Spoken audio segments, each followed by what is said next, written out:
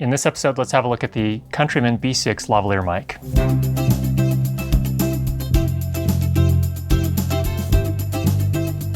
Now, I've had some requests to look at a more professional lavalier microphone, and the Countryman B6 definitely fits into that category. It's actually used in plenty of big budget productions, and it's recorded into a little Zoom H1 recorder. In terms of size, wow, this is the smallest lavalier microphone I have ever used. Capsule diameter is 2.5 millimeters. This makes it super easy to hide this mic on a person or somewhere on set if you need to do that. In terms of sensitivity, this mic is really great. I plug it into my Zoom H1, for example. I have to put the input level to 55 out of 100 to get a signal that peaks at -12 for most voices, which is really great. That means I don't have to push the preamplifier very hard in the recorder to get a good signal, and that means I'll get a cleaner signal.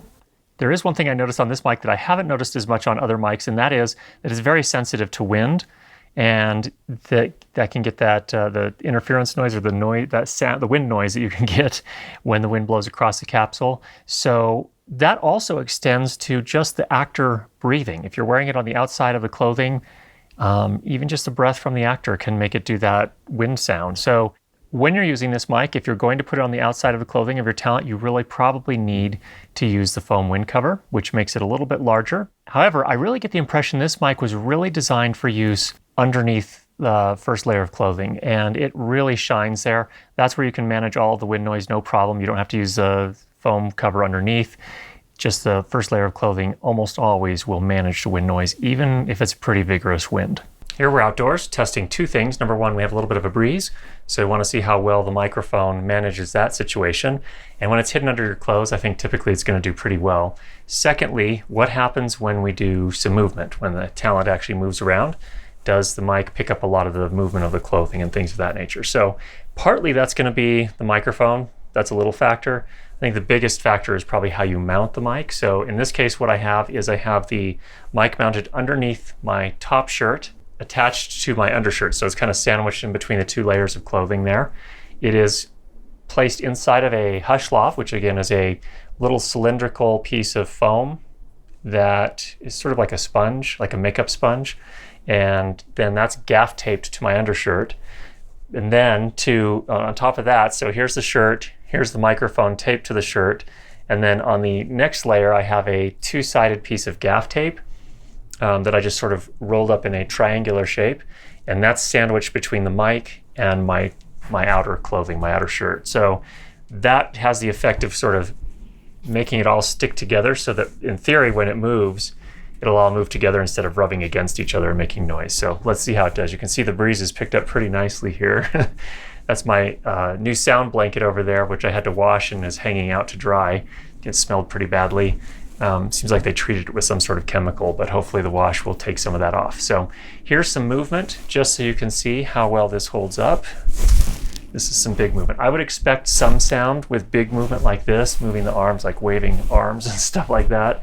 That's pretty usual with a lavalier that's hidden underneath the shirt like that. So let's see how that does. Now, while I was really happy with the performance of the mic when worn underneath a shirt, it can be used outside clothing, it can be used under clothing, it can be hidden in hair, pretty much everywhere. And the thing that they've done to make it this versatile is they provided 3 different protective caps. These protective caps do 2 things. Number one, they protect the capsule from moisture. So if your actor is sweating, which is not uncommon, this protects the capsule from getting wet and messing with the signal. So that's the first thing. Second thing, each of them gives the microphone a different frequency response in the higher frequencies. So the thing is that when you hide a microphone underneath someone's clothing, typically that will muffle the mic a little bit. It will sound less sensitive, or it will capture less high frequency sound. So what they've done here is they've given you these different capsule covers or caps to put on depending on what you're doing. So when I wear it underneath my shirt, I put on the crisp response cap. They also have very crisp. If you're miking someone that has a very dark voice or very little high frequency sound in their voice. And if you're wearing it on the outside, you have the flat frequency response. So really a nice design by Countryman that makes this mic super versatile. One question that often comes up is how well does this mic, the Countryman B6, cut with boom mics, whether that be a shotgun or a cardioid mic that you would normally boom above a talent to record their dialogue? Well, in this case, we're recording with the Audio-Technica 4053B, which is the most common boom mic I use for recording dialogue for talent indoors. And let's just do a sample of this audio here and then cut back to the Countryman B6 just so you can hear how those two compare. Obviously, every mic will be different, but this is probably my most common use case. How's the build quality? Well, it's a pro-level mic, and it seems to me very well constructed. I've been using it for the last month or so. The caps are small and plastic, and to be honest, they're easy to drop, but they seem well enough constructed to stand up under most circumstances. Countryman also sells replacement kits with 3 caps, so you can replace them if you do lose them. When you buy it, you choose the connector that you need, and there are a ton of different connector options.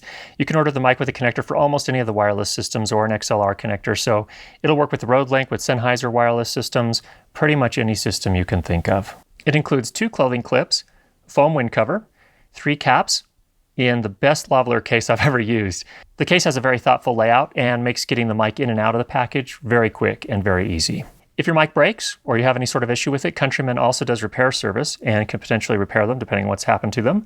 So how does it sound compared to other less expensive mics? Well, let's have a listen here to the JK Mic J044, which is one of my favorite very cheap lavalier mics that works really well. And then also to the Rode Lavalier, which is about a $250 US mic. And here's a sample clip with the JK Mic J044 lavalier microphone. This is a very inexpensive microphone, usually selling for less than $30 US. And I have it mounted in the same place, again, underneath my shirt, and routed into and recorded by a Zoom H1. Here's a sample clip from the Rode Lavalier microphone, which is being recorded in the exact same position under my shirt and into a Zoom H1. So let's hear what this sounds like relative to the Countryman B6, just as a point of reference. Again, in both of these cases, the only thing I've done here is done some mild compression and loudness normalized to minus 16 LUFS. The things I like about this mic: I love the sound of the mic. It seems very durable. It comes with all of the caps that you need to use in different situations. It comes with a couple of clips, which are just fine. The case is really top notch.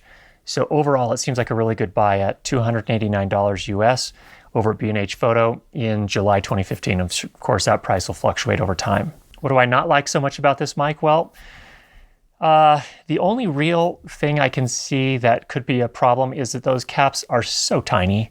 It can be so easy to lose those things.